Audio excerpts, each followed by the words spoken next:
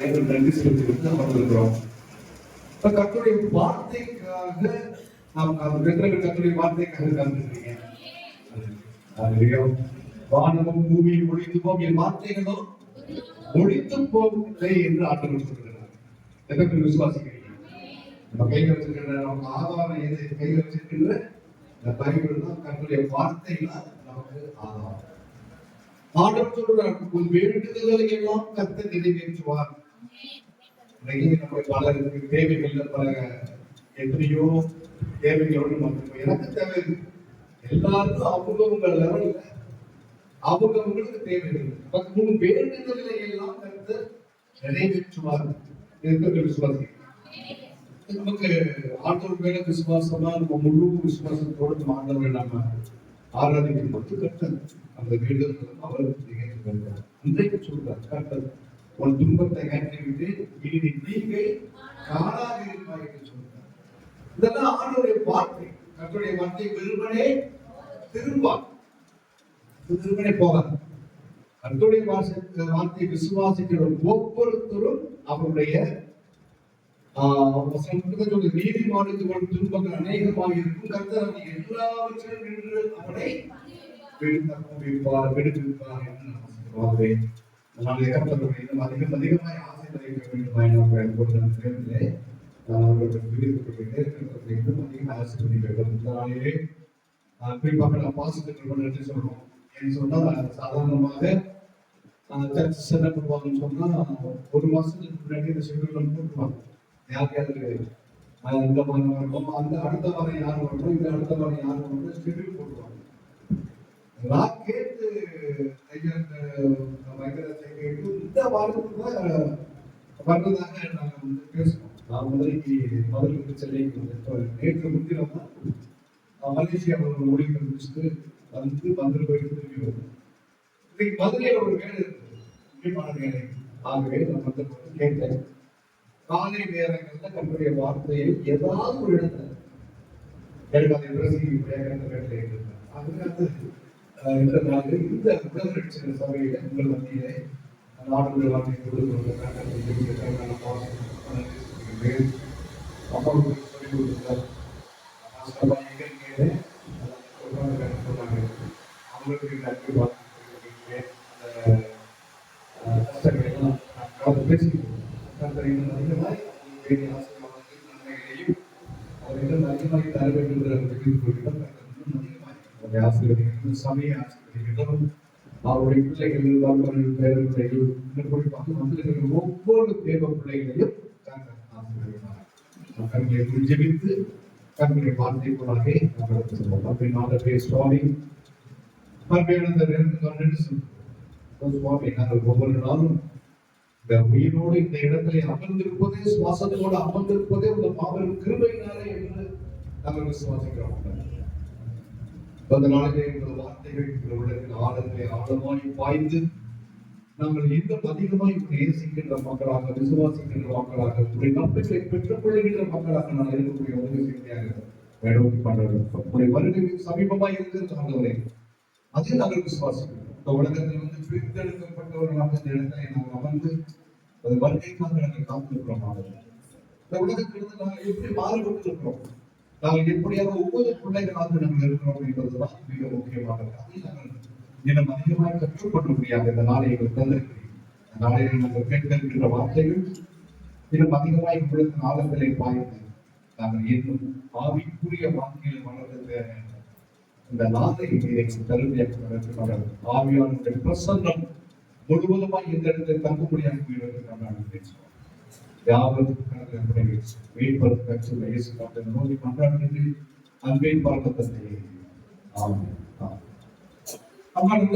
என்னை பற்றிய ஒரு அறிமுகத்தை நான் சொல்லியிருந்தேன். என்னுடைய பெயர் வீட்டர். சொன்னது போல நமது திருச்சபடி இந்த மாதிரி சபைகள் எல்லாம் ஒரு 300 வருஷத்துக்கு முன்னாடி எல்லாருக்கும் இயேசு கிறிஸ்துவ தெரியுது. ஆனா ஒரு 300 வருஷத்துக்கு முன்னாடி இந்த ஊழியம்லாம் எப்படி நடந்துச்சுன்னா, இயேசுங்கிற வார்த்தை கடவுளை பற்றி அறியாத மக்கள் மத்தியில முதல்ல ஊழியத்தை ஆரம்பிச்சாங்க. தமிழ்நாட்டுல முழுவதும் பரவி ஊழியத்தை ஆரம்பிச்சபோது அப்பொழுது அங்க வழிபாட்டிலே பாடுவதற்கு பாடல்கள் நிறைய பாட்டு பாடணும். அந்த மாதிரி ஏகப்பட்ட பாட்டு அவன் பாடி. ஆனா அந்த நாட்கள்ல ஒரு நமக்கு நீங்க அதெல்லாம் தெரிய 300 வருஷம் எப்படி ஒரு 3 தலைமுறை அப்பொழுது உள்ள மக்களுக்கு ஆண்டவருடைய சத்தியத்தை அறிவிப்பதற்கு பாடல்கள் எழுதலாம். ஏன் பாடல் எழுதுனாங்கன்னு சொன்னா, இன்றைக்கு நீங்க எல்லாம் பைபிள் வச்சு ஆண்டுல உட்காந்துக்கிறீங்க, பைபிளை வாசிப்பீங்க, நல்ல ஆண்டவர் சத்தியத்தை புரிஞ்சுப்பீங்க. ஆனா பழைய நாட்கள்ல நீங்க கவனிக்கணும், கல்வி எதுவே கிடையாது, படிப்பே கிடையாது, படிக்க தெரியாது. இப்ப எல்லோருக்கும் கல்வி கிடையாது பழைய நாட்கள். அப்ப என்ன பண்ணுவாங்கன்னு சொன்னா, ஒரு குறிப்பிட்ட உயர் சாதிகள் மட்டும்தான் படிப்பாங்க, பூராக்கு எஜுகேஷனே கிடையாது. அப்ப பைபிளை கொடுத்து அவங்க வாசிக்க தெரியாது. அப்ப அவங்களுக்கு எப்படி ஆண்டவரை பற்றி அறிவிப்பது அப்படின்னு சொன்னா, பைபிளோட சத்தியத்தை பாட்டா எழுதிட்டாங்க. அந்த பாட்டுக்கு பேர் தான் கீர்த்தனைகள். இன்றைக்கு காலகட்டத்துல கொஞ்சம் கொஞ்சமா நம்ம மாறி வந்து அன்றைக்கு அந்த பாட்டை கேட்டு ஆண்டவரை விசுவாசித்து அவருக்கு விசுவாசிகளாக மாறி நமது பிள்ளைகளின் விசுவாசத்தினை வளர்த்து இன்றைக்கு நம்ம இப்படி வந்து உட்கார்ந்திருப்பதற்கு அடிப்படை காரணம் எதுன்னு சொன்னால் கீர்த்தனைகள் பாடல். அந்த பாடலை எனக்கு கருத்து ஊழியமாக அதில் வேகப்பட்ட செய்தி உலகத்திற்கு அதை எடுத்துச் செல்ல வேண்டும், அதை பாதுகாப்பை வைக்க வேண்டும், ஆவணப்படுத்த வேண்டும், அதுக்கு சத்தியங்களை பேச வேண்டும் என்பதற்காக எனக்கு ஊழியத்தை கொடுத்தார். நான் அதிலே ஆய்வு செய்து ஒரு டாக்டர் பட்டமாக இருக்கிறேன். தமிழ்நாடு முழுவதும் உலகம் முழுவதும் பயணம் செய்கிறேன், யூனிவர்சிட்டியில் பேசுறேன். இன்னும் பல இடங்களில் பைபிள் டீச்சிங் அதையும் செய்து ஒரு பெரிய கொயர் இன்னைக்கு வாங்கல, அது ஒரு பெரிய கொயர் உருவாக்கி அவங்களுக்கு பாடலாம் சொல்லி கொடுத்து பெரிய பெரிய கான்சர்ட்ஸ், பெரிய மியூசிக் கான்சர்ட்ஸ் நடத்துறோம். சமீபத்தில் செப்டம்பர் 20ஆம் தேதி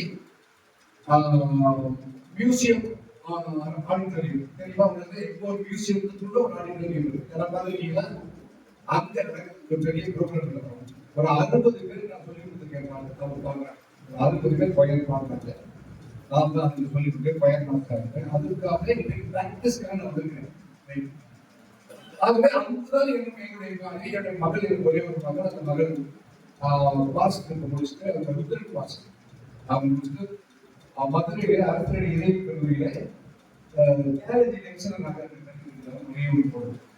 என்னுடைய வைஃப் இருக்காங்க, அவங்க தொழிலாக இருக்கிறாங்க, அவங்க லைப்ரரியில் ஒர்க் பண்ணி அவங்க இருக்காங்க. இதெல்லாம் எங்களுடைய செய்தி. இன்று கர்த்தர் உங்களுக்கு எதை பற்றி நமக்கு பேசி எதை நமக்கு கற்றுக் கொடுக்க, எதை வறுமை நமக்கு கொடுத்து ஏற்கனவே வந்து வறுபொழுது சபைக்கு நம்ம எதை பேச போறோம் ஜெபிச்சுட்டே.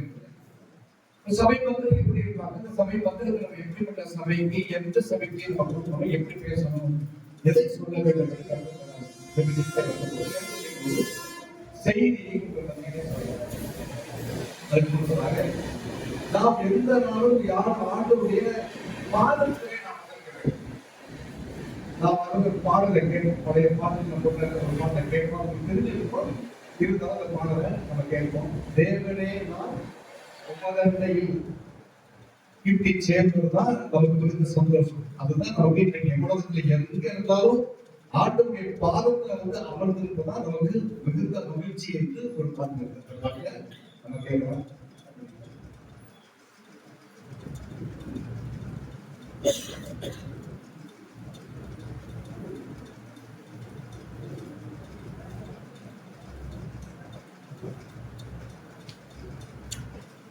கடந்த வாரம் கடந்த ஞாயிற்றுக்கிழமை மலேசியா சென்றிருந்த பொழுது அங்க ஒரு திருச்சபையில நான் பேசினேன்.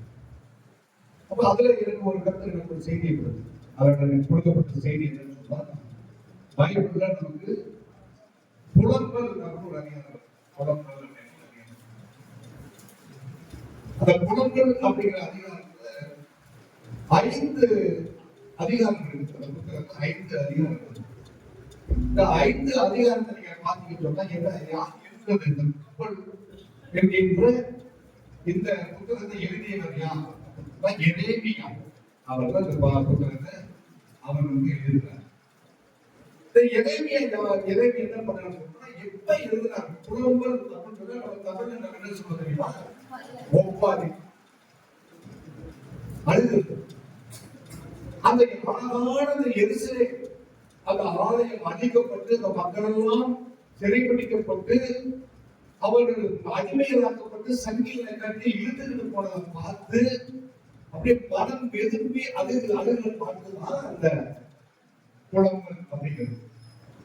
இது அவர் என்ன சொல்றாரு பாத்தீங்கன்னா, ஒவ்வொன்றா சொல்லிட்டு வந்தாரு. என்ன சிறப்பு அந்த பைபிள் என்ன ஸ்பெஷல் அப்படின்றதால் ஒவ்வொரு முதல் அதிகாரத்தில் பார்த்தீங்கன்னா 22 வசனம், அடுத்த அதிகாரம் பாத்தீங்கன்னா 22 வசனம், அதுக்கு வசனம் பாத்தீங்கன்னா 66 இருக்கும்.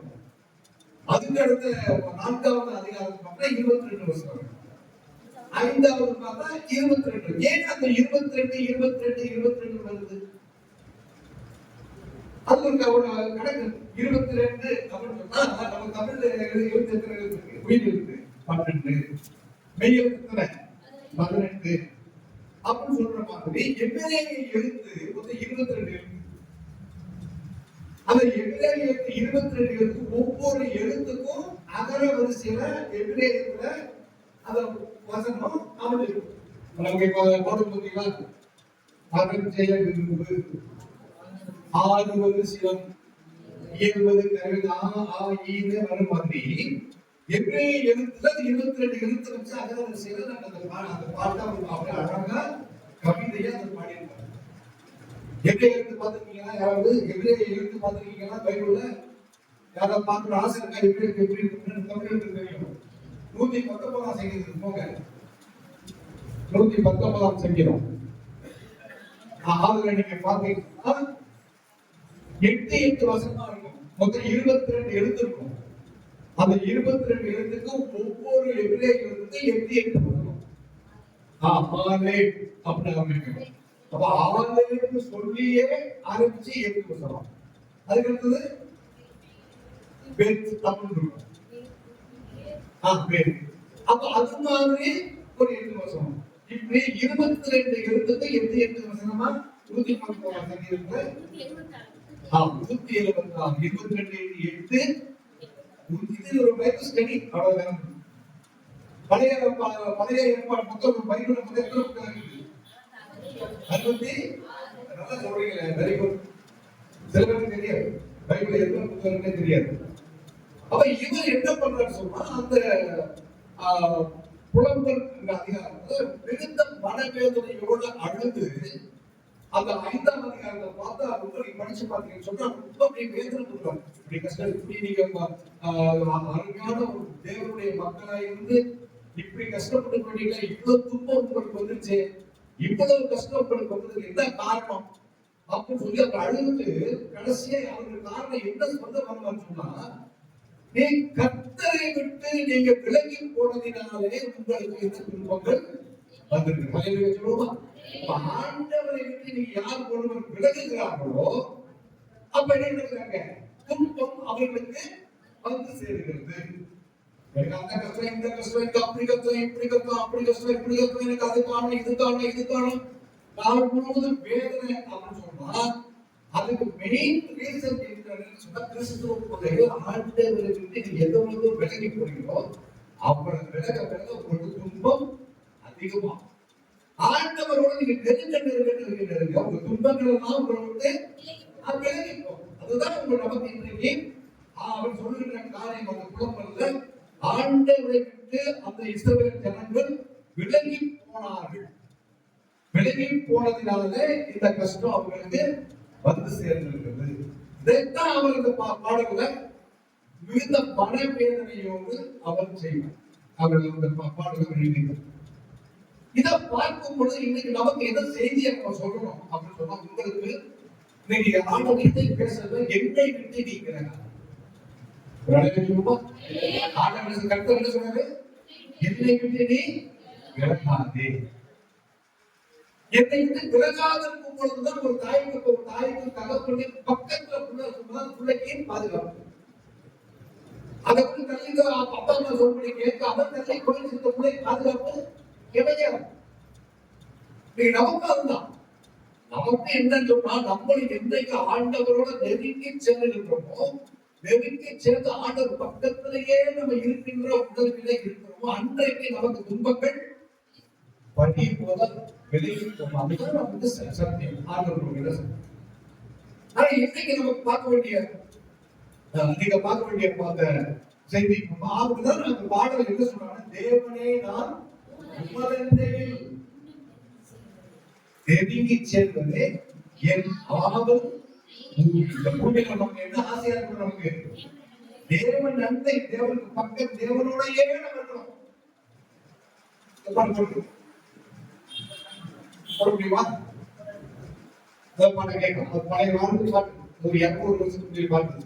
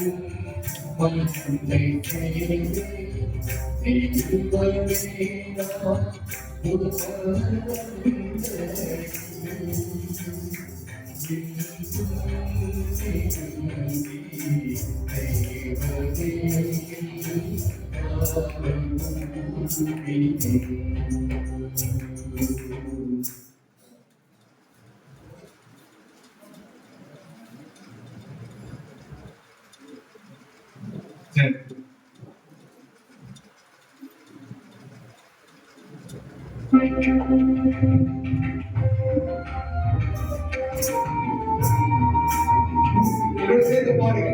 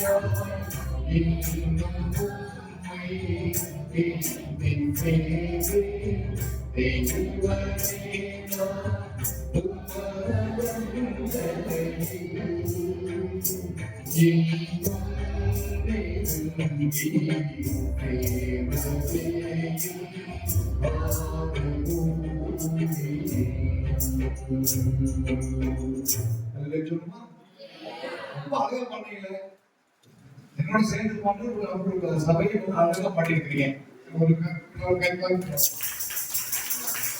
ஆண்டவருக்கு பாடல் நேர்த்திய பாடம்.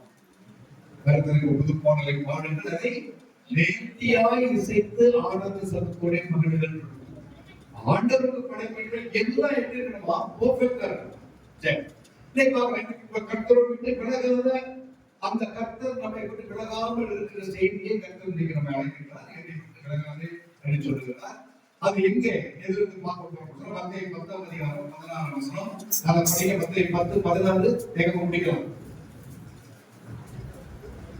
மத்தேயு 10:14.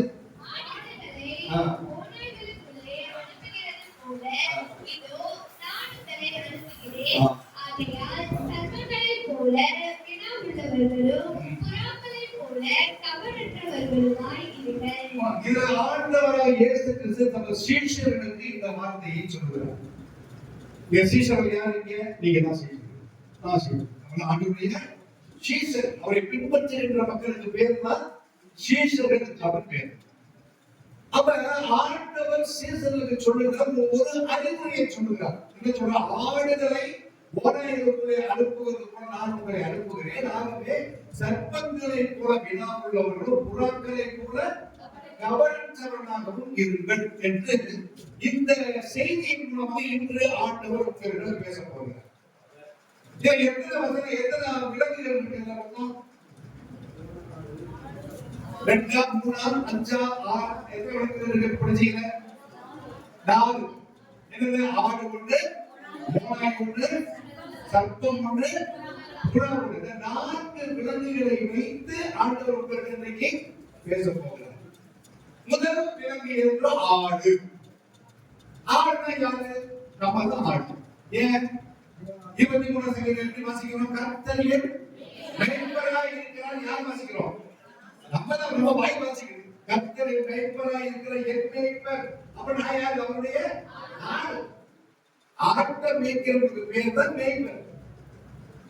நாய் மேய்க்கிறவங்களுக்கு மேய்ப்பர் பேர் வருமா? பூனை மேய்க்கிறவங்களுக்கு மேய்ப்பர் வருமா?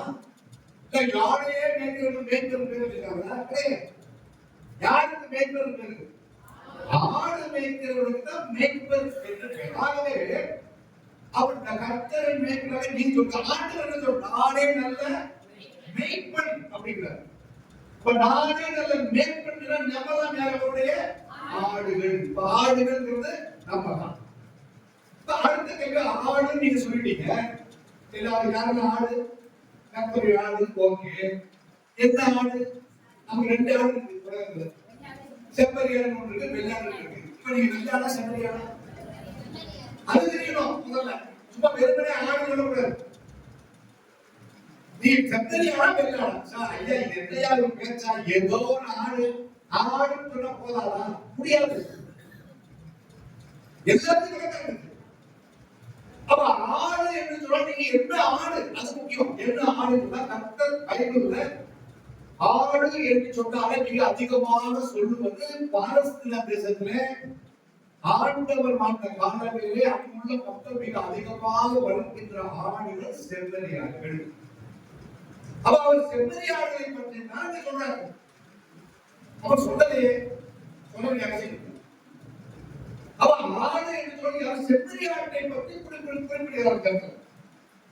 ஏன் என்று சொன்னால் செம்மறியாடுகள் மிக அதிகமாக அந்த நாட்களில் வளர்ப்பார்கள். ஆனால் இயேசு காலத்துல பாலஸ்தீன தேசத்துல ஆடுகள் நிறைய வளர்ப்பாங்க. செம்மறியாடுகள் அதே செம்மறியாடுகள் அந்த ஊர் செம்மறியாடு எப்படி இருக்கும்?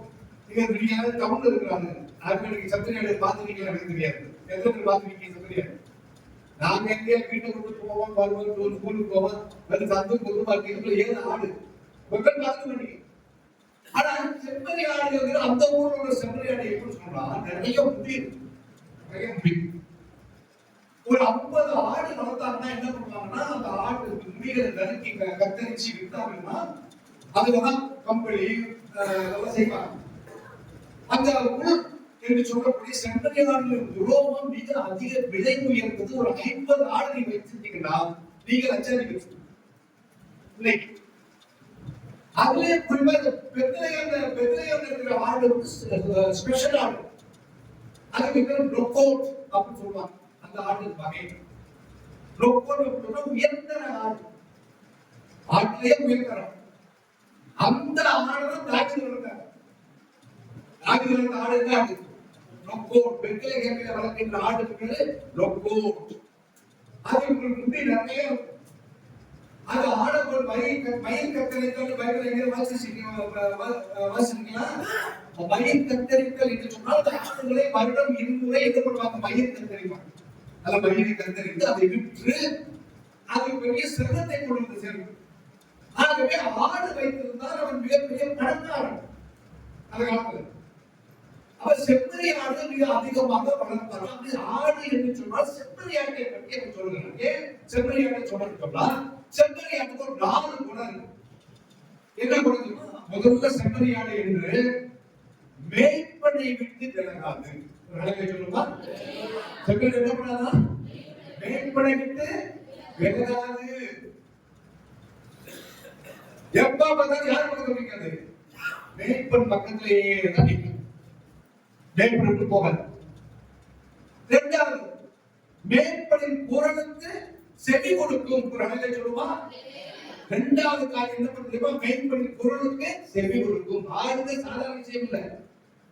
மேய்ப்பனை விட்டு விலகாது, மேய்ப்பனின் குரலுக்கு செவி கொடுக்கும். மூன்றாவது, தேவையில்லாம யாரையும் கடிச்சு காயப்படுது. செம்மறியாடு அடுத்த நாய் பண்றோம், பையன் அப்படி ஒதுக்குறோம். மாடு தான் முட்டி போட்டு பயப்படுறோம். ஆனா செம்மறியாடு யாரையும் தேவையில்லாம என்ன பண்ணாது? கடிச்சு காயப்படுது. நீங்க செம்மறியாடு வாய்ப்புல கையை விட்டு பாருங்க, சொல்லும்போது காயம் வராது. ஏன் காயம் வராதுன்னு சொன்னா மேற்காலையில பங்கு கிடையாது. அது நீ கையை விட்டு பார்த்துருக்கீங்க, நான் விட்டு பார்த்துருக்கேன். அவன் நீ கையை விட்டு பார்த்தா கடிச்சாலும் வலிக்காது செம்மறியாடு. அவன் செம்மறியாடு காயப்படுத்தாரு. நீ செம்மறியாடு நீங்க என்ன பண்றீங்க? அதே நம்ம என்ன பண்றோம்? அண்ணா அப்படிதான் பேசி பேசி முடியா பேசி அவரை காயப்படுத்தி கஷ்டப்படுத்தி அவர் ஆடுகள் என்று சொன்னால் அது என்ன பண்ணக்கூடாது? அடுத்தவரை காயப்படுத்தக்கூடாது. நான்காவது, மேற்பனுக்கு அது மகிமையை கொண்டு வந்து தரும். 4 விஷயம் தான். செம்மறியாட்டுக்காக. ஆடுகள் என்று சொன்னால் செம்மறியாட்டுக்கு இதான் செம்மறியாட்டுடைய முக்கியமான கேரக்டர். அவ செம்மறியாடு என்று சொல்லும் பொழுது நானே நல்ல மேய்ப்பன், நான் கர்த்தரின் மேய்ப்பராய் இருக்கிறேன், நாமெல்லாம் யார்? அவருடைய செம்மறியாடு. அவரை விட்டு மேய்ப்பனை விட்டு விலகக்கூடாது, மேய்ப்பன் குரலுக்கு செவி கொடுக்கும், தேவையில்லாமல் யாரையும் காயப்படுத்தாது. நான்கு அவர் மேய்ப்பனுக்கு என்ன கொண்டு சேர்ப்போம்? மகிமையை கொண்டு வந்து சேர்ப்போம். அதான் முக்கியம். அப்ப நமக்கு நீங்க என்ன பண்றோம்னா, மேய்ப்பன் போகும்போது செம்மறியாடு படத்து பாத்தீங்கன்னா, நாங்க கிராமத்துல இருந்து கேட்கிற சின்ன வயசுல கிராமம், எங்க ஊர்ல நாங்க எங்க வீட்லயே ஆடு வளர்க்கணும். இந்த ஆடு செம்மறியாடு என்ன பண்ண தெரியுமா? செம்மறியாடு நம்ம மேய்ப்பன் வயலுக்கு போகும்போது செம்மறியாடு கயிறு போட்டு கூட்டிட்டு போக அவசியம் இல்லை. மேய்ப்பன் போனா தானே பின்னாடி போகும். ஆண்டவராகிய இயேசு கிறிஸ்து மேய்ப்பன் என்று சொன்னால் நாம் என்ன செய்ய வேண்டும்? அவரோடு தானே நம்ம போகணும். அவரை விட்டு விலகக்கூடாது. நீ விலக விலக விலக விலக விலக உனக்கு என்ன இருக்குங்க? ஆபத்து இருக்குது. நீ ஆடுன்னு சொன்னீங்கன்னா நீ ஆண்டவரை விட்டு விலகக்கூடாது. எங்களை விட்டு ஆசிரியர் செம்மறியாடு சொன்னீங்க, அப்ப ஆண்டவரை விட்டு என்ன பண்றாரு? மேற்கு குரலை கேட்க வேண்டும் என்றால் மேற்கு குரல் எது? எது கையை வச்சிருக்கீங்கள? அதுதான் மேற்படி சத்தம். கர்த்தருடைய வார்த்தை தான் உங்களுக்கு மேற்படி குரல். மேற்படி குரலை அப்ப இப்படிப்பட்ட ஆடுகளாக இருப்பார் செம்மறி. சரிங்க, இன்னொரு ஆட்டுக்கு வெள்ளாடு. அது என்ன? இந்த வெள்ளாடு என்ன கேரக்டர் அப்படின்னா ஏமாம். வெள்ளாடு பார்க்க நல்லா இருக்கும், ஆனா என்ன பண்ணும்? மேய்ப்பன் எப்படா அசல்வா நம்ம அங்க ஓடி போய் அடுத்த வீட்டுல மேயலாம். எப்படா வந்து மேய்ப்பன் வந்து ஏமாத்திட்டு ஓடலாம். அடுத்த முறை நம்ம என்னதான் சொல்லி கொடுத்த மேய்ப்பன் நம்ம நல்ல நல்ல நல்ல மேய்ச்சல கொண்டு போய் கொடுத்து ஆட்ட மேய்ச்சனால எல்லாம் சொல்லி வச்சிருந்தாலும் அடுத்த வருடத்துல பசுமையா இருக்கிற பார்த்தா தம்பிட்டு கொண்டு போய் மேய்ப்பன் எப்ப அசல்றானோ அடுத்த நேரம் பார்த்து தம்பி போய் அவன் தோட்டத்துல போய் மேய்ச்சு அவன் ரெண்டு அடியை ரெண்டு அடியை போட்டு அடியை போட்டு அப்புறம் ஐயோடு அடியை வாங்கிட்டு அவன் அந்த வரும் கேட்பான். என்னையா படுத்து மேற்படியே திட்டுவான். மேற்படிக்கிறது கொஞ்சம் சேர்ப்பது தாழ்மையை கொண்டு சேர். நீங்க நம்ம அப்படிதான் பண்றோம். நீங்க அநேக நான் பக்கத்துல பார்த்திருக்கேன்.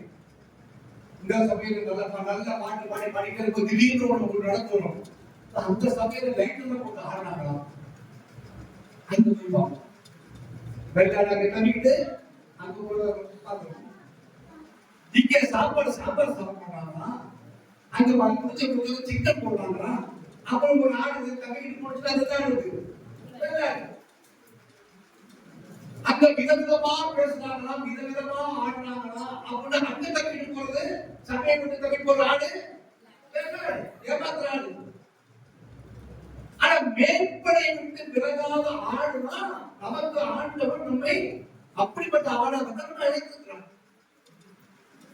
அப்ப நீ செம்மறியாடு என்னங்க இது ஒரு பிரச்சனையா? இந்த ஆடு ஒரு ஆடு கொண்டுட்டு போக முடியாது. ஏன் முடியாதுன்னா செம்மறியாடுக்கு ஒரு ஆசீர்வாதம் ஆண்டவர் வச்சிருக்கிறார். என்ன ஆசீர்வாதம் பாருங்க. மத்திய 25 அதிகாரம் செம்மறியாடுக்கு என்ன ஆசீர்வாதம் ஆண்டவர் வச்சிருப்பார். மத்திய 25 அதிகாரம் 32 அப்பொழுது அப்பொழுது எப்பொழுது அப்பொழுது எப்பொழுது ஆண்டவர் வரும் பொழுது. ஆண்டவர் வருவது எப்படி விசுவாசிக்கிறீங்க? ஆண்டவர் வருவார் எப்படி விசுவாசிக்கிறோம்? நம்ம எல்லாம் விசுவாசிக்கிறோம். அதுக்குதான் சபை. ஆண்டவர் வரும் பொழுது அப்பொழுது இப்ப நல்லா இருக்கும். ஆண்டவர் வரும் பொழுது சகல ஜனங்களும் அவருக்கு முன்பாக சேர்க்கப்படும். சகல ஜனங்கள் யாரு? ஆண்டவர் ஏத்துட்டவங்க, ஆண்டவர் ஏத்துக்காதவங்க, எத்தனை சத்தியம் சொன்னாலும் வராதவங்க, என்ன சொன்னாலும் கேட்காம தூங்கிட்டு இருக்கிறவங்க, இப்படி போய் சொல்றாங்க, ஏமாத்துறவங்க, எல்லாம் சகல ஜனங்களும் ஆட்டப்படுத்துகிறவங்க எல்லாத்தையும் சகல ஜனங்களையும் அவருக்கு முன்பாக சேர்க்கப்படுவார்கள். ஆண்டவர் நிற்பார்.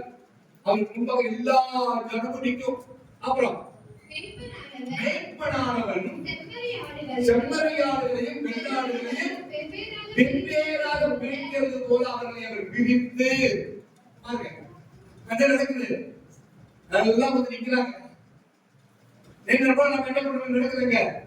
செம்பரியாடுகள் இந்த பக்கமா, வெள்ளாடுகள் இந்த பக்கம். செம்பரியாடு என்ன அர்த்தம்?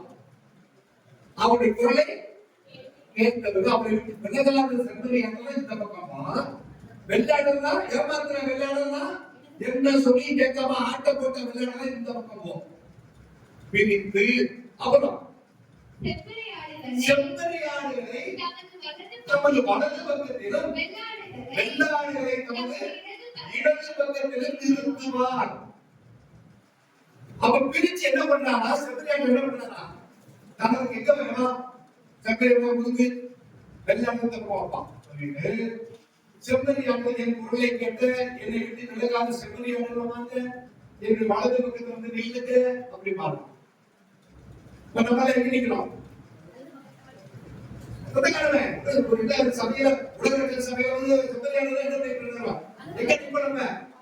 வலது எத்தனை விசுவாசி நான் வலது பக்கம் நிக்கிறேன்னு ஜாக்கிரதையா இருக்கணும். நீ வெள்ளாடு பக்கம் போறியா செம்பரியாடு பக்கம் தங்கியா? அதான் கேள்வி. அப்ப நம்ம எல்லாம் வலது பக்கத்துல நிக்கிறோம், ஆண்டவர் வலது பக்கத்துல நிக்கிறோம். இப்ப அதுக்கு அடுத்தது அப்பொழுது ராஜா ராஜாவை யாருப்பா? ராஜாவை யாரு? இயேசு கிறிஸ்து. அவர் ராஜா என்ன பண்றார்? தமது வலது பக்கத்தில் இருப்பவர்களை பார்த்து யார் வலது பக்கத்தில் இருக்கிறார்? நம்ம நிக்கிறோம். சிரிப்பை காணோம், ஒரு மகிழ்ச்சியை காணோம். நம்ம எங்க ஆண்டவர் வலது பக்கத்துல நிக்கிறோம். வலது பக்கத்தில் பார்த்து வாருங்கள் என் பிதாவினால் ஆசீர்வதிக்கப்பட்டவர்களே. முதல்ல சொல்ற வார்த்தை ஆண்டவர் வாயிலிருந்து வர வார்த்தை என்ன? நம்மளை பார்த்து வாருங்கள் என் பிதாவினால் ஆசீர்வதிக்கப்பட்டவர்களே. இப்ப நாங்கள் தான் சொல்றோம் ஆசீர்வதிக்கப்பட்டவர்கள், நாங்கள் தான் சொல்றோம். ஆனா ஆண்டவர் வாயிலாக வர்ற வார்த்தை ஆசீர்வதிக்கப்பட்டவர்கள். யார் சொல்ற? இயேசு கிறிஸ்துவுல சொல்றார் ஆசீர்வதிக்கப்பட்டவர்களே. உலகம் உண்டானது முதல் உங்களுக்காக ஆயத்தம் பண்ணப்பட்டிருக்கிற ராஜ்யத்தை சுதந்தரித்துக் கொள்ளுங்கள். அல்லேலூயா. சத்தம் சொல்லுமா? இதுதான் உங்களுக்கு ஆசீர்வாதம். உலகத்திலே நீ நடக்க ஒரு உலகம் படைக்கப்பட்ட நாட்கள் இருந்து இன்றைக்கு ஆண்டவருடைய நோக்கமே, வருகை நோக்கமே, நம்ம எல்லாம் உலகம் வைத்து நோக்கமே ஆண்டவர் ராஜ்யத்தை சுதந்திரித்துக் கொள்ள வேண்டும். ஆக செம்மறியாடான பட்சத்துல உங்களுக்கு அப்படியே எந்த ஆசீர்வாதம் ஒன்றே ஒண்ணு வேணும். ஆண்டவரை விட்டு விலகாம மேய்ப்பனை விட்டு விலகாத செம்மறியாடாக இருக்கும் பொழுது உலகம் உண்டானது முதல் உங்களுக்காக ஆயத்தம் பண்ண ராஜ்யத்தை சுதந்திரித்துக் கொள்ளுங்கள். அந்த ஆசீர்வாதம் பெரிய ஆசீர்வாதம் கர்த்தர் உங்களுக்காக வைத்திருக்கிறார். அல்லேலூயா சொல்லுவாங்க. அல்லேலூயா சத்தமா சொல்லுங்க. சரி, அப்ப நமக்கு கதி இல்லையா? எனக்கு கதி இடது பக்கம் அப்படி நின்று ஒதுக்கி கொடுத்தாலே இடது பக்கத்தில் இருந்துச்சுல வெள்ளாட்டு அது கதி என்ன அப்படின்னா தெரியலையே. அதுக்கு ஆண்டவர் வச்சுட்டார் பதில். போங்க 41ஆம் வசனத்துக்கு போங்க. 41. அப்பொழுது இடது பக்கத்தில் நிற்பவர்களை பார்த்து யார் இடது பக்கத்தில் இருக்கிறார்? ஏமாத்துற வெள்ளாடு, ஆட்டப்பட்ட வெள்ளாடு, கர்த்தர் என்ன சொன்னாலும் எத்தனை சத்தியம் சொல்றாலும் கேட்காத வெள்ளாடு, கர்த்தருடைய வார்த்தையை நம்பாத வெள்ளாடு, பைபிள் படிக்காத வெள்ளாடு, பிரேயர் பண்ணாத வெள்ளாடு, இது எல்லாத்தையும் பார்த்து இதை சொல்ல அவர் சபிக்கப்பட்டவர்களே. எப்படி வாசிக்கிறோம்? அந்த வார்த்தை எப்படி வாசிக்கிறோம்? பாப்பா படிச்சப்ப எப்படி படிச்சது? சபிக்கப்பட்டவர்களே அப்படி படிச்சீங்க. அப்படி படிக்கிறது திட்டி அந்த வார்த்தை சபிக்கப்பட்டவர்களே. எப்படி சொல்றது? சபிக்கப்பட்டவர்களே. கோபமா அந்த வார்த்தை வந்து சபிக்கப்பட்டவர்களே அப்படின்னு கோபமா சொல்றாங்க. சபிக்கப்பட்டவர்களே கையை நீட்டி ஆண்டவர் சொல்றார், சபிக்கப்பட்டவர்களே என்னை விட்டு பிசாசுக்காகவும் அவன் தூதர்களுக்காகவும் ஆயத்தம் பண்ணப்பட்டிருக்கின்ற நித்திய அக்கினியிலே போங்கள். செம்மறியாட்டுக்கு அன்பா பேசுறாரு. வாருங்கள் பிதாவின் ஆசீர்வதிக்கப்பட்டவர்களே, உலகம் உண்டானதும் கொடுக்க ஆயத்தம் ராஜ்யத்தை சொல்றதுக்கு அன்பா பேசுறாரு. ஏமாத்தின வெள்ளாட்டை விட்டு பேசுறாரு.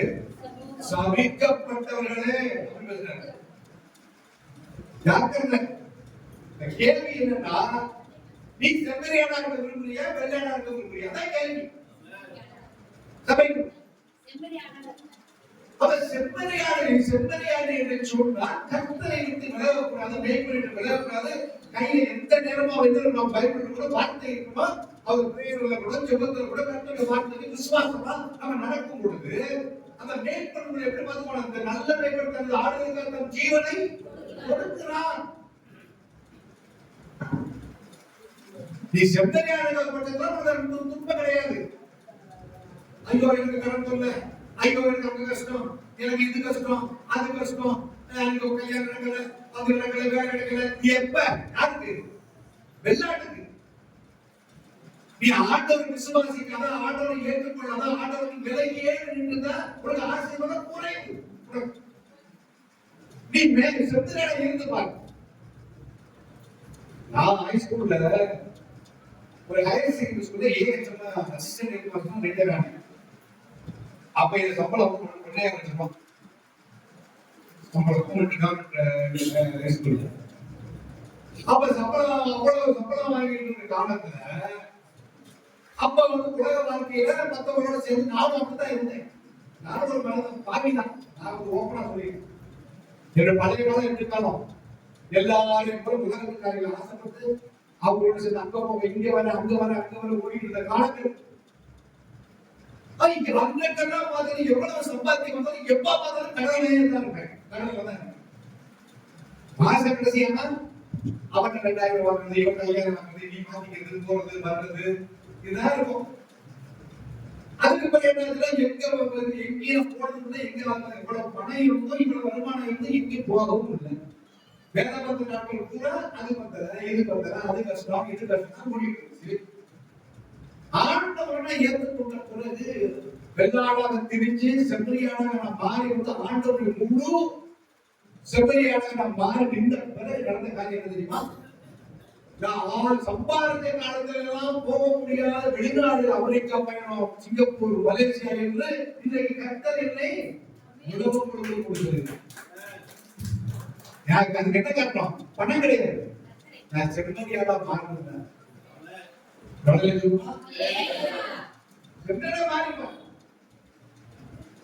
இதை செம்மறியாடா மாறின பிறகு இன்றைக்கு எனக்கு ஒரு 100 ரூபாய் கூட எனக்கு கடன் கிடையாது. ஒரு அடுத்தவங்க போய் ஒரு 100 ரூபாய் கடன் கொடுத்தா 500 ரூபாய் கடன் கொடுக்கணும் கேட்க நிலைமையில நான் இன்றைக்கு இல்லை. எல்லா தேவைகளையும் ஆண்டவர் சந்திக்கிறார். இது எப்ப?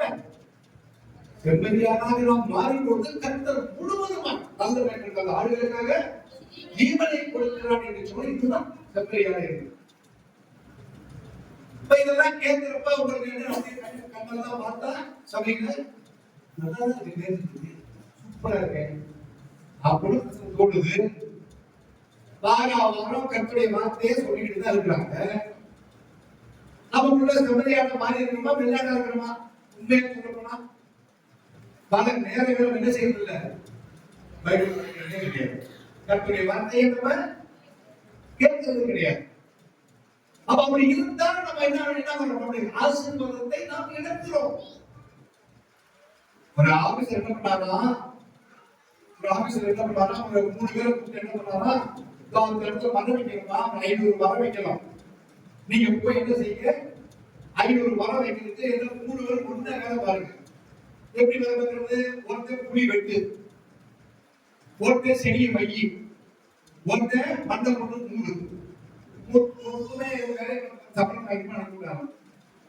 மறுநாள் வேலைக்கு இருக்க, வேலைக்கு போனா 3 பேருக்கு போகணும். அங்க பார்த்தா 2 பேர் வேலைக்கு வந்திருக்காங்க. யாரு 2 பேர் வேலைக்கு வந்திருக்காங்க? புளி வெட்டுறவன் வந்திருக்கான், புளி மூடுறவன் வந்திருக்கான், செடி வைக்கிறவன் வரல. கொஞ்ச நேரம் வெயிட் பண்ணி பார்த்தாங்க 2 பேரும். அவன் முடிவெடுத்தாங்க, அப்படியே வர்றது நமக்கு நம்பிக்கை, அது நம்மளோட முடியும். நீ உபயோக பாரு, நான் ஏன் வேலை பாரு. முடிவெடுத்தாங்க. ஒருத்தர் என்ன பண்ணானா, புளி வெட்டிக்கிட்டே போனான். ஒருத்தர் என்ன பண்ணானா, அவன் வேலை மண்ணை போட்டு மூடிக்கிட்டே போனான். 500 குழி கட்டினாங்க. 500 குழி மண்ணை போட்டு மூடிட்டு சாப்பிடறதுக்கு போயிட்டு இருந்தாங்க. அவன் என்ன சொல்லி பார்த்தாரு? அந்த முட்டா ஒரு பணம் இல்லையா? அது மாதிரி இன்னைக்கு சர்ச்சுக்குள்ள 2 காரியம் நடக்குது. 2 காரியம் நல்லா நடக்குது. அது 2 காரியம் என்ன நல்ல காரியம் அப்படின்னா, சபைக்கு வர்றது தவறாம நடக்குது, சபையை விட்டு திரும்பி போறது தவறாம நடக்குது. சபைக்குள்ள விதைக்கின்ற கர்த்தருடைய வார்த்தை உங்க உள்ளத்துக்குள்ள விதைக்கப்பட்டிருக்கா? விதைக்கப்பட்டிருந்தா இன்னைக்கு டிரான்ஸ்பர்மேஷன். இன்னைக்கு நீங்க செம்மறியாடுகளாக நீங்க என்ன பண்ணிருப்பீங்க? மாறி. ஒரு அல்ல சொல்லுமா? அப்ப நமக்கு ஆண்டவர் இதைத்தான் நமக்கு சொல்லுங்க. நமக்கு அப்ப கர்த்தர் நமக்கு சொல்ற ஆடுகளை அப்படி சொன்னா, ஆடு என்று சொன்னால் இது ஆடு, செம்மறியாடு. எத்தனை பேர் செம்மறியாடு ஆசைப்படுறீங்க? இப்ப மணி 11 நமக்கு நேரம், இன்னும் 3 விலங்கு இருக்குது. இந்த 3 விலங்கு ஆரம்பிச்சோம்னு சொன்னா கரண்ட் வர இல்ல போதையா, இந்த ஒரு விலங்கோட முடிச்சுக்கோங்கயா, மிச்சம் 3 விலங்கு அப்புறமா இன்னொரு நாளைக்கு வந்து சொல்லுங்கயா அப்படின்னு சொன்னா அந்த மாதிரி பண்ணிக்கோமா? அப்படித்தானே? முடிச்சுடுவோமா?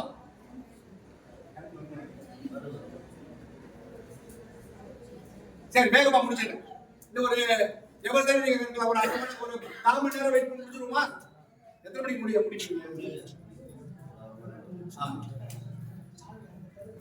சரி, இரண்டாவது காரியம் பார்ப்போம். கரண்ட் வந்தாலும் சரி வராட்டி சரி, சின்ன இடமா தான் உங்களுக்கு கேட்குது. Right, okay. ஆடுகளை ஓநாய்களுக்குள்ளே அனுப்புகிறது போல நான் உங்களை அனுப்புகிறேன். இப்ப 2வது விலங்கு என்ன விலங்கு? ஓநாய். 2வது விலங்கு ஓநாய். ஆடுகளை ஓநாய்களுக்குள்ளே அனுப்புகிறது போல நான் உங்களை அனுப்புகிறேன் சொன்னா, ஓநாய் என்று சொல்லி எதை குறிக்கிறது என்று சொன்னால், இந்த உலகத்தை. ஓநாய் என்பது ஒரு கொடிய மிருகம். ஓநாய் என்பது ஒரு தீங்கு விளைவிக்கக்கூடிய ஒரு மிருகம். அப்ப இன்றைக்கு உலகத்துக்குள்ள இருக்கக்கூடிய கெட்ட காரியங்கள், தீமைகள் இருந்த உலகத்தை தான் ஆண்டவர் இந்த இடத்துல என்ன சொல்றாரு? ஓநாய் அப்படிங்கிறார். நீங்க ஆடுகளாக இருந்தாலும் நம்ம எங்க போய் வசிக்கணும்?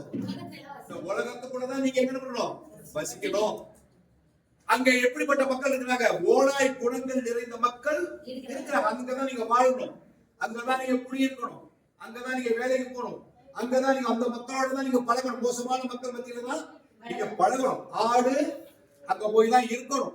இல்லைங்க நான் போகவே மாட்டேன்னு சொல்ற பார்த்தா பயமா இருக்கு, நாங்க சர்ச்சுக்குள்ளேயே உட்காந்துக்கிறோம் அப்படின்னு சொன்னா இங்க உங்களுக்கு வச்சு 24 மணி நேரமும் 3 வேளை சாப்பாடு போட முடியாது. எங்க போய் தான் ஆகணும்? உலகத்துக்குள்ள போய்தான் ஆகும். அப்ப அந்த உலகத்துக்குள்ள போன ஆடுகளை ஓநாய்களுக்குள்ளே அனுப்புகிறேன் என்று சொன்னா, ஓநாய் என்று சொன்னால் இந்த உலகத்தின் மோசமான குணங்களை தான் ஓநாய் குணங்கள் நிறைந்த உலகம் மக்கள் அங்கு இருக்கிறார்கள் என்று பெயர். இப்ப ஓநாய் குணங்கள் என்று பைபிள்ல போட்டிருக்கு. இந்த ஓநாய் குணங்கள் என்று சொன்னால் எத்தனை குணம் அப்படின்னு சொன்னா, ஒரு 20 குணம் ஓநாய் குணம் பைபிள்ல போட்டு. இப்ப இந்த 20 குணம் நான் வந்து செம்மறியானா மாறுறதுக்கு முன்னாடி உலகத்துக்குள்ள திரிஞ்ச பொழுது அவங்களோட சேர்ந்து எனக்கு இந்த ஓநாய் குணம் ஒரு 13 குணம் இருந்துச்சு.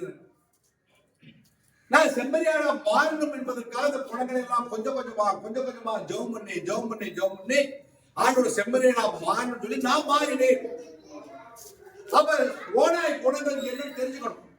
நமக்கு ஒரு 20 குணம் வாசிக்கிறேன். இந்த 20 குணம் பைபிள்ல வாசிக்கும் பொழுது இந்த குணம் உங்களுக்குள்ள இருக்குதா அப்படி என்ன பண்ணணும்? செக் பண்ணணும். செக் பண்ணி எண்ணிக்கிட்டே வாங்க. நான் வாசிக்க எத்தனை குணம் உங்கள்கிட்ட இருக்குன்னு நீங்க என்ன பண்ணணும்? எண்ணிக்கிட்டே வாங்க. எண்ணிக்கிட்டே வந்து கடைசியா எந்திரிச்சு என்கிட்ட 5 இருக்கு 10 இருக்குன்னு நீங்க சொல்ல வேண்டாம். நீங்க தான் வச்சு அது ஆண்டவர் உங்களுக்குள்ள கணக்கு. அந்த குணத்தை என்ன பண்ணணும்? நீங்க வாத்தியாகம். அது என்ன குணம் படிப்போம். 2 தீமோத்தேயு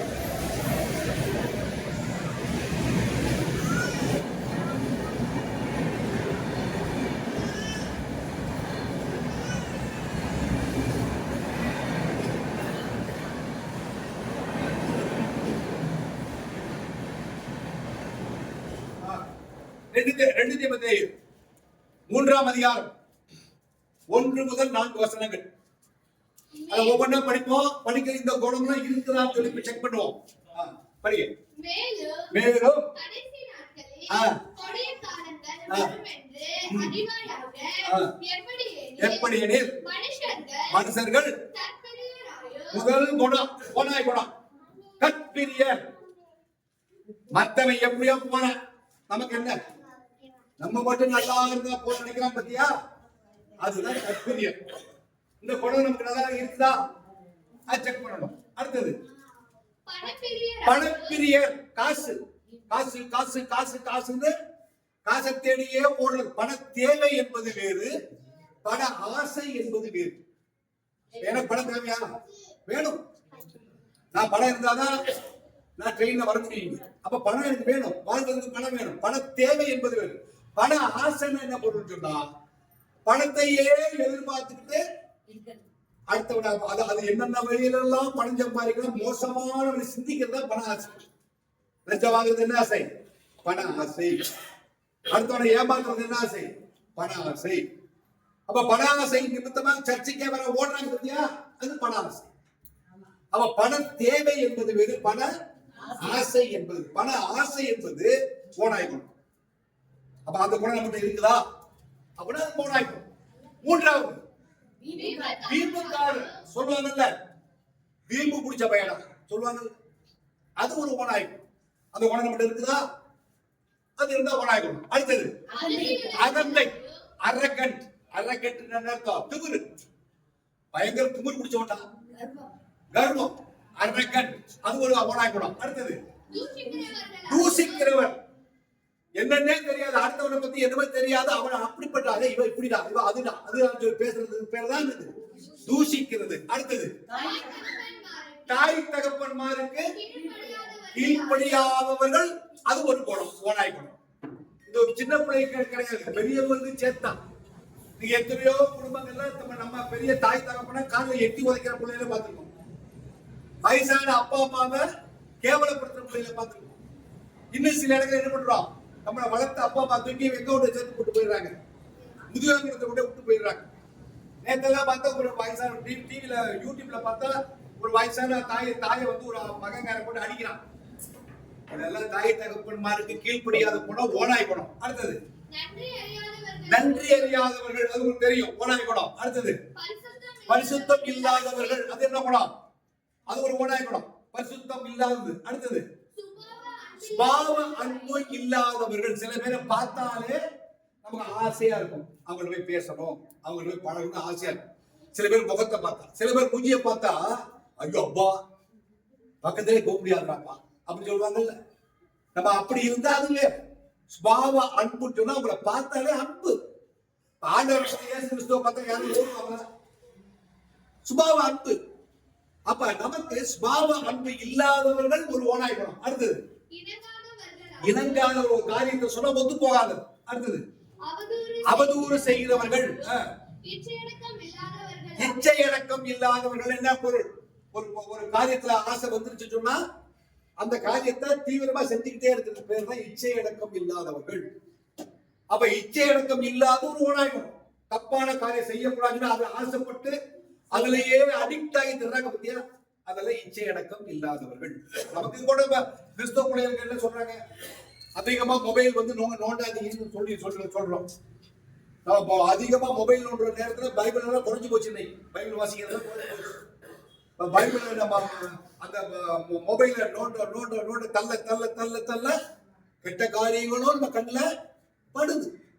அப்ப நம்மளால என்ன பண்ண முடியல, கண்ட்ரோல் பண்ண முடியல, தடவிக்கிட்டே இருக்கிறாங்க. இன்னைக்கு பார்த்தா ட்ரெயின்ல நான் போறப்போ அவ்வளோ பேரும் இப்படியே தடவிக்கிட்டே இருந்தாங்க, மொபைல் தடவிட்டாங்க. இச்சையடக்கம் இல்லாதவர்கள் அப்படி சொல்றோம். அடுத்தது கொடுமை உள்ளவர்கள். இன்னைக்கு பார்த்தா பேப்பரை திறந்து பார்த்தா என்ன இருக்கு, அவன் அதை வெட்டிட்டான், இதை வெட்டிட்டான், அடிச்சு தலை துண்டம் மண்டமா வெட்டி ஃப்ரிட்ஜுக்குள்ள தள்ளிவிட்டான், நியூஸ் பாக்குறோம்ல. இதெல்லாம் என்னது? கொடுமை உள்ளவர்கள். அது ஒரு ஓனாய் குணம். அது நல்லோரை நல்லவனை கண்டாலே பிடிக்காது. அடுத்தது துரோகிகள். நம்ம பைபிள்ல துரோகிக்கு யாரை உதாரணமா சொல்றோம், ஆண்டவரோடையே இருந்துட்டு கருத்து ஆண்டவரை காட்டி கொடுத்தான். அவன் யாரு? யூதாஸ், துரோகி. அடுத்தது துணிகரமுள்ள முட்டாள்தனமா காரியம் செய்யறது, துணிகரமா செய்யறது. அடுத்தது இருமாப்புள்ளவர்கள், இந்த மண்டக்கணம் சொல்றாங்கல்ல, மண்டக்கணம், அது ஒரு ஓனாய் குணம். அடுத்தது சுகபோக பிரியர். இப்ப பாத்தீங்கன்னு சொன்னா சர்ச்சுக்குள்ள வந்தோம்னா ஏசி போடல, நம்மளால உட்கார கத்தோடைய வார்த்தை கேட்கறது ஏசி இல்லாம ஃபேன் இல்லாம உட்கார முடியாதுன்னா அது சுகபோக வாழ்க்கையில வாழ்ந்துட்டு இருக்கிறத சுகபோக பிரியர். அது அடுத்தது தேவபக்தியின் வேஷத்தை தரித்து அதன் பலனை மறுதலிக்க. பார்க்கறதுக்கு நல்ல பெரிய பக்திமான் மாதிரி தெரியும், அதெல்லாம் பார்த்த அப்படியே பயங்கர ஜெபம் பண்ற மாதிரி. ஆனா ஒரிஜினல் தேவபக்தியின் வேஷத்தை தெரித்து அதன் பலனை மறுதலிக்கிறவர்கள். இந்த மாதிரி குணமெல்லாம் ஓனாய் குணங்கள். இந்த குணங்களை இந்த உலகத்துக்குள்ள நம்ம பார்க்க முடியும். இந்த மாதிரி குணங்களை உள்ளவங்க நீ நல்லா பழகி சந்தோஷமா இருக்க போட்டுருக்க, என்ன பழக்கத்தை போட்டுருக்கு. இப்படிப்பட்டவர்களை விட்டு நீ விலகு.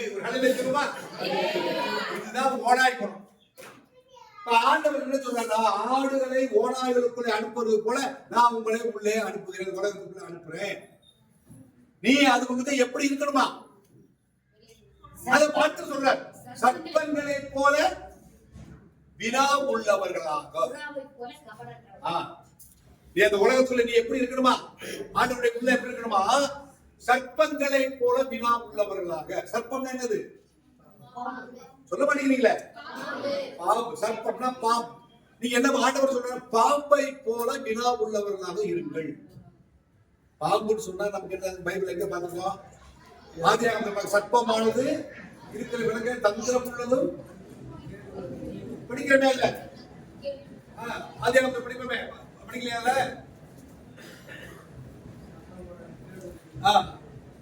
தேவனாகிய கர்த்தர் உண்டாக்கின சகல காட்டு ஜீவன்களை பார்க்கலும் சர்ப்பமானது தந்திரம் உள்ளதா இருந்தது.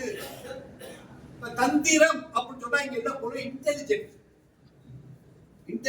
நல்ல கருத்து பயன்படுது.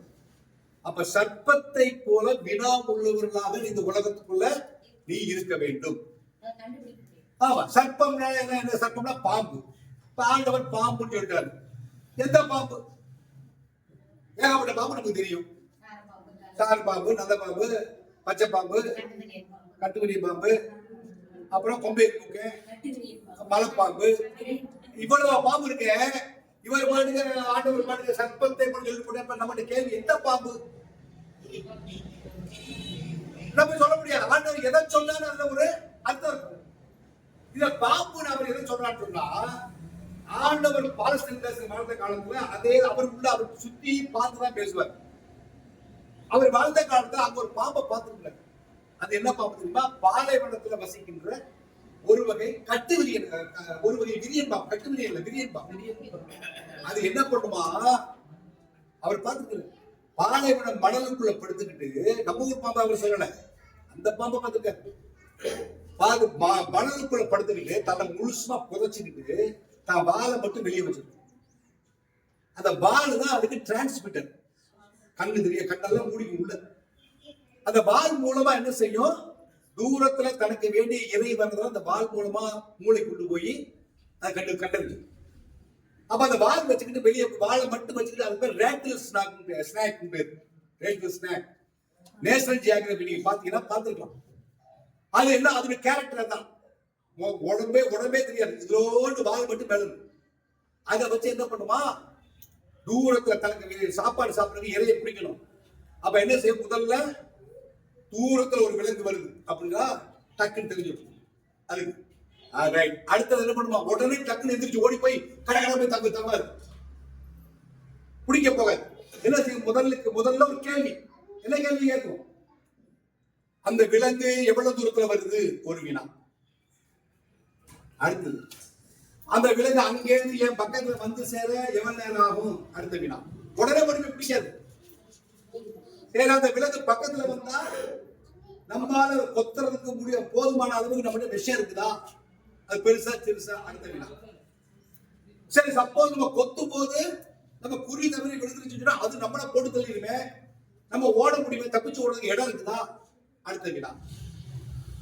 இப்படி என்ன பண்ணுவா, தன்னை சுத்தி ஒரு காரியத்தை செய்யறதுக்கு முன்னாடி எல்லா கேள்வி தன்னை கேட்டு கேட்டு கேட்டு கேட்டு கடைசியா போய் தான் அந்த இறையை பிடிக்கும். அது மாதிரி ஆண்டவர் சொல்றார், இந்த உலகத்துக்கு போ, ஓடாய் குடங்கள் இருந்த உலகம் தான்.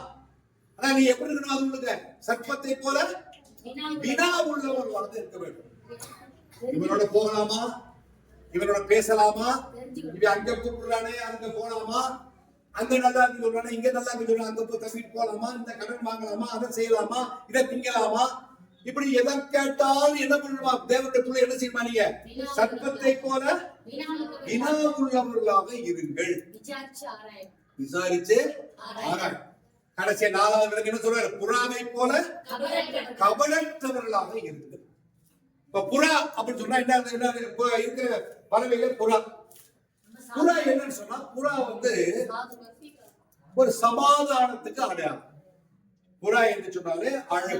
நமக்கு பைபிள்ல புறான்னு சொல்லி எதை குறிச்சுக்கோங்க, ஆவியானவர் புறா வடிவில் இறங்கினார் படிக்கும். அப்ப புறா என்று சொன்ன எதை சொல்றாங்க, எதை சொல்ற, புறா ஒரு கேரக்டர். புறாவை என்று சொன்னாலே அழகு, அமைதி, யாருக்கையும் வம்புக்கு போகாது, அழகா பிடிக்கலாம். புறாவை பார்த்தாலே எல்லாருக்கும் ஆசையா இருக்கும். அவ புறாவை போல கபடற்றவர்களாக இருங்கள் அப்படின்னு சொன்னா, புறாவுடைய கேரக்டர் என்ன தெரியுமா? புறாவுடைய கேரக்டர் ஆண்டவர் சார் ஏதோ சும்மா அப்படி சொல்லிவிட்டு போறது. புறாவுக்கு என்ன கேரக்டர்? ஒரு வீட்டுல உங்க வீட்டுல விருந்து வைக்கிறீங்க, விருந்து வச்ச பிறகு திடீர்னு என்ன போடுது, எல்லாம் சாப்பிட்டு முடிச்சு வெளியே போட்டு குப்பையை கொண்டு போடுறீங்க, சிக்கன் பீசஸ் எல்லாம் கிடக்கு, தின்னுட்டு போன சில கிடக்குது. ஒரு காக்கா வருது, காக்கா வந்து நல்ல சிக்கன் பீஸ் ஒன்று எடுக்குது, எடுத்தோன்னு என்ன பண்ணு தெரியுமா, கா கா கான்னு மத்த எல்லாத்தையும் கூப்பிடும், எல்லா காக்காயும் வரும். ஆனா இது என்ன பண்ணாங்க, தாங்கிட்ட உள்ள பெரிய பீஸை தூக்கிக்கிட்டு அந்த காக்கால நம்மள புடிக்கிவிடும் அப்படின்னு சொல்லிட்டு என்ன பண்ணு, இருக்கிறதே பெருசு மரத்துல போய் போதும், அடுத்து உங்களுக்கு கிடைக்குதா கிடைக்காது கண்ட அது பார்க்காது. ஆனா புறா நீங்க என்ன செய்யுங்க, உங்க வீட்டுக்கு புறா வந்துச்சுன்னா அந்த புறா வந்து கொஞ்சம் இறைய போடுது, அந்த புறா கொத்தி கொத்திட்டு. இன்னொரு புறா வந்துச்சு வச்சுக்கோங்க, அந்த புறா என்ன செய்யும், அந்த புறாவை அடிச்சு வர ஓடு அப்படி அடிச்சு கொத்தி வரட்டுமா, அது நகருக்கு நீ தின்னு அப்படி இடக்கும். இன்னொரு புறா வந்தா அதுக்கு இடம் கொடுக்கும், இன்னொரு புறா வந்தா அதுக்கு இடம் கொடுக்கும். ஆனா புறா கபடற்றது, ஃபெல்லோஷிப். நம்ம எல்லாம் இங்க ஒண்ணா இருக்குன்னு சொன்னா, எப்படி ஒருவருக்கு ஒருவர் எப்படி நேசிக்கின்றோமோ அதை போல புறாக்களை போல கபடற்றவர்களாக நீங்கள் இருங்கள். ஆண்டவர் இன்னைக்கு நமக்கு சொல்லுகின்ற காரியம். 4 விலங்குகளை பத்தி பேசிருக்கோம். எத்தனை விலங்கு பத்தி பேசிருக்கோம்? பையன் வருவான். என்னென்ன விலங்கு? 1 ஆடு, 2 3 பாம்பு, 4 புறா. சரி, ஆடு என்று சொன்னால் என்ன ஆடு? அது எதை பத்தி சொல்ல பேசுறாங்க? நமக்கு நம்ம என்ன ஆடு? செம்மறி ஆடு. நம்ம எங்க நிக்கிறோம்? ஆடுகளுக்கு வலது பக்கத்துல நிக்கிறோம். ஆட்டுடைய குணம் என்ன? மேய்ப்பனை விட்டு மேய்ப்பனை பொருளுக்கு கொடுக்கும். 3வது என்னது? தேவையில்லாமல் யாரும் கடித்து காயப்படுத்தாது மேய்ப்பனுக்கு என்ன கொண்டு சேர்ப்போம்? மகிமையை கொண்டு வந்து சேர்க்கிற செம்மறியா. ஓகேயா? அப்ப செம்மறியாடுக்கு என்ன ஆசீர்வாதம் வச்சிருக்கிறாரு? பாருங்களின் பிதாவினால் ஆசீர்வதிக்கப்பட்டவர்களே, உலகம் உண்டானது முதல் உங்களுக்காக ஆயத்தப்பட்ட ராஜ்யத்தை சுதந்திரத்துக் கொள்ளுகிறவர்கள் சத்தமா சொல்லுவோம். அப்ப செம்மறியாடுகள் இதுதான் ஆசீர்வாதம். அப்ப இதெல்லாம் நம்ம தெரிஞ்சுக்கிட்டு நீங்க செம்மறி வாழ்க்கையில ஆளுடைய இந்த உலகத்துக்குள்ள நீங்க இருந்து நல்லா சந்தோஷமா நீங்க மகிழ்ச்சியா வாழ வேண்டும், துன்பம் இல்லாம வாழன்னு சொன்னா அதுக்கு ஒரே வழி என்ன? செம்மறியாடாக நீங்கள் மாறும். அவ்வளவுதான் வேணும். செம்மறியாக மாறும் பட்சத்துல கர்த்தர் என் மேய்ப்பரா இருக்கிற நீங்க சொல்லும் பொழுது கர்த்தர் என்ன சொல்வாரு? நாளை நல்ல மேய்ப்பன் நாடுகளுக்காக ஜீவனை கொடுக்கிறான். கஷ்டம் யாருக்கு வரும்? நீ வெள்ளாடா இருக்கிற வரைக்கும் உனக்கு துன்பம், உனக்கு சாத்தான் கொடுத்துக்கிட்டே இருக்கும். நீ செம்மறியாடா மாறிட்டுனா உன் பொறுப்பை யார் எடுத்துக்குவாரு? கர்த்தர் பார்த்துப்பாரு. எத்தனை பேர் விசுவாசிக்கிறீங்க? இதுதான் இன்னைக்கு சத்தியம். சரியா? இதெல்லாம் கவனமா கேட்டு இதன் பிரகாரம் இன்னைக்கு கர்த்தர் நம்மை வழி எடுத்துற மேய்ப்பனை விட்டு விலகாத. அதனால 23ஆம் சங்கீதத்தை வாசிங்க அப்படின்னு சொல்லி சர்ச்சில் சொன்னாங்கன்னா யாரு வாசிக்கணும்? செம்மறியாடு மட்டும்தான் வாசிக்கணும். எதை? 23ஆம் சங்கீதத்தை 23 சங்கீதம் வாசிப்போம் அப்படின்னு சொல்லி எந்திரிச்சு நின்று கர்த்தர் என் மேய்ப்பரா இருக்கிறார். வெள்ளாடு வாசிக்க கூடாது, செம்மறியாடு மட்டும்தான் என்ன சொல்லணும். கர்த்தர் என் மேய்ப்பரா இருக்கிற வாய் விட்டு வாசிக்கணும். வெள்ளாடு சங்கீதத்தை வாசிக்க கூடாது.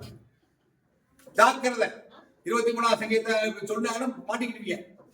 அதனால 23 சங்கீதத்தை சொல்லும்போது செம்மறியாட மாறின பிறகு சபைக்குள்ள எது அதிகமா இருக்கணும், செம்மறியாடுகள் அதிகமாக இருக்க வேண்டும். இறுதியா உடனே சொல்லிட்டு போயிடுறேன். நான் நிறைய சபையில பாக்குற ஒரே ஒரு காரியம், அப்படியே வர வேண்டியது, சும்மா அப்படியே உட்கார வேண்டியது, அப்படியே எல்லாத்துக்கும் கையை தூக்க வேண்டியது, இறக்க வேண்டியது, கையை தூக்க வேண்டியது, இறக்க வேண்டியது, தட்ட வேண்டியது, இப்படியே போற கூட்டங்கள் நிறைய கூட்டங்கள். இந்த சபையை எனக்கு தெரியாது, நான் நம்ம சபையை பத்தி எல்லாம் பேசுறேன். நான் நிறைய இடத்துல பார்த்து கதை சொல்றேன். அதுக்கு மட்டும் ஒரு சொல்லிட்டு போயிடுறேன். அது என்ன பண்ணும்னு ஒருத்தர் என்ன பண்ணாரா, குதிரை வளர்த்தாரா.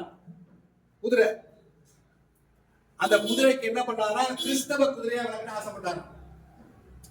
அந்த குதிரைக்கு 2 வார்த்தை சொல்லி கொடுத்தாரா. குதிரைக்கு கரண்ட் இன்னும் வரல. அந்த குதிரைக்கு 2 வார்த்தை சொல்லி கொடுத்தாரா. அதே அந்த குதிரைக்கு 2 வார்த்தை. என்ன வார்த்தை? நமக்கு நல்ல தெரிஞ்ச வார்த்தை, அல்லேலூயா ஆமென். 2 வார்த்தை குதிரைக்கு சொல்லி கொடுத்தாரா. குதிரை மேல ஏறி உட்கார்ந்து அல்லேலூயா அப்படின்னு அடிச்சா குதிரை ஓடும். டக் டக் டக் டக் ஓடும். ஆமென் அடிச்சா குதிரை டப்பு நிக்கும். இந்த குதிரை நல்லா கத்துக்கிச்சு இந்த வார்த்தை. இப்ப கிறிஸ்தவ குதிரையா மாறி போச்சு. இப்ப இந்த குதிரை மேல ஏறி உட்கார்ந்து எங்க போவாருன்னா டக்கு அடிப்பாரு. அல்லேலூயா அடிச்சா குதிரை ஓடும். டிபார்ட்மெண்ட் போவாரு, ஆமென் அடிப்பாரு, நிக்கும். உள்ள போவாரு, ஜாமான் வாங்குவாரு, திருப்பி குதிரை மேல ஏறுவாரு, அல்லேலூயா அடிப்பாரு, குதிரை ஓடும். வீட்டுக்கு போவாரு, ஆமென் அடிச்சா நிக்கும், உள்ள போயிடுவாரு. இப்படியே வாழ்க்கை சோகமா ஓடிட்டு, குதிரை மேல ஏறி உட்காந்து அல்லேலூயா ஆமென்லயே வாழ்க்கை ஓடிட்டு, வேற எதுவும் தெரியாது. அப்படி ஒரு பக்கத்து ஊருக்கு போயிருக்கா. என்ன பண்ணாரா, குதிரை மேல ஏறி உட்காந்து ஊருக்கு போயிருக்கா. குதிரை பிறப்பு என்ன வார்த்தை, அல்லேலூயா. குதிரை மேல அடிச்சாரு. குதிரை டக் டக் டக் டக் ஓடுது. குதிரை ஓடுனா ரொம்ப தூரம் குதிரையை வந்து பாட்டு பாடிக்கிட்டே போனாங்க. குதிரையை பார்த்துட்ட இந்த குதிரை ஓடின குதிரை அப்படியே மலை உச்சிக்கு போயிடுச்சு. பார்த்தா பெரிய பள்ளம், 1000 அடி பள்ளம். பக்கத்துல போனவங்க குதிரையை பார்த்தாலும் 1000 அடி பள்ளம். ஐயோ, இதோட நம்மளும் செத்து போயிடும், குதிரையும் செத்து போயிடும், நம்மளும் செத்து போயிடும். என்ன பண்ணாரா, குதிரை நிப்பாட்டுமே. என்ன வார்த்தை, ஆமென் அடிச்சாரு. குதிரை டக்கு நின்றுச்சு. அதுக்கு கிறிஸ்தவ குதிரைல டப்பு நின்றுச்சு.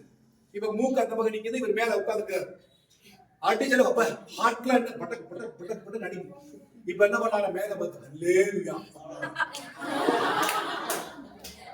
இப்ப போட்டாங்க யாருக்கு, ஆண்டவர்.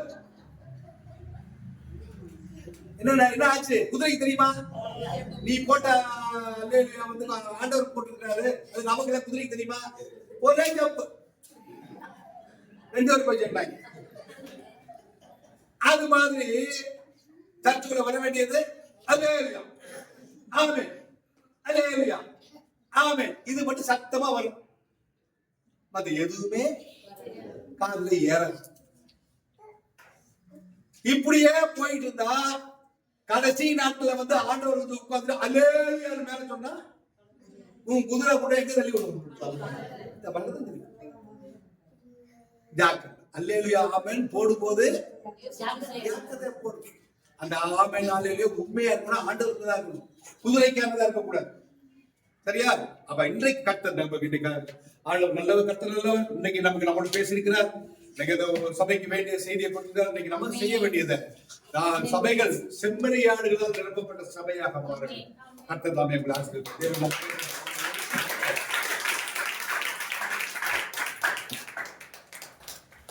Hallelujah.